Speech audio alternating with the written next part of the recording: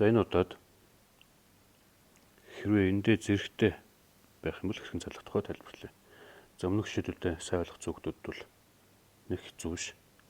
За хамгийн ихний гишүүн бол А квадратын 4 зэрэг байж таарна. Б кубын тэг зэрэг байна. За тэг зэргийг бичихгүй байж болно. За нэмэх нь нэг коэффициент байгаа. Коэффициентээ ханаас авахыг бүгд мэдж байгаа. Тэрийг тэгтээ дараад нь оч. А квадратын 3 зэрэг Б кубын 1 зэрэг. За дахиад нэг коэффициент байх хэвээр. А квадратын 2 зэрэг Б кубын бас 2 зэрэг болно. Өмнөх хичээлүүд дээр үзсээр эхний гишүүний зэргүүд нь 4, 3, 2, 1 хэмжлэн буурна.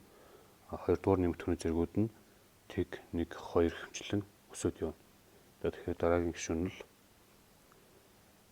А квадратын 1 зэрэг Б кубын 3 зэрэг болно.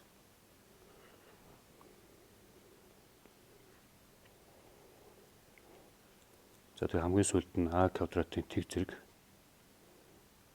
За тэрийг бичихгүй байж болно. Б кубын 4 зэрэг болно. За коэффициентуудаа мэдээж хэрэг энд нь 4 зэрэгтэй учраас энэ мөрнөөс авна. За хамгийн ихний коэффициент 1 байгаа, тэрийг бичихгүй байж болно. Дараагийнх нь 4, дараагийнх нь 6, дараагийнх нь 4. За хамгийн сүүлийнх нь бас 1 байгаа. За нэг бичихгүй байсан ч болно. За одоо бид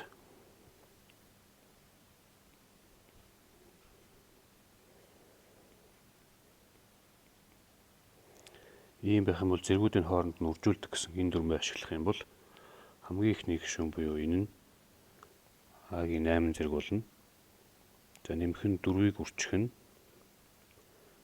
А-гийн 6 зэрэг Б-гийн 3 зэрэг болно. Дараагийнх нь 6-ыг үржих нь А-гийн 4 зэрэг Б-гийн 6 зэрэг болно. 4-ийг үржих нь А-гийн 2 зэрэг Б-гийн 9 зэрэг болно.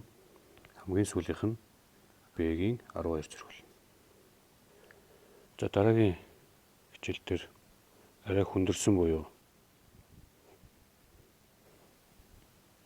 эндээ коэффициенттэй зэрэгтэй ийм хэлбэрүүдийг задлахыг сурж аваарай.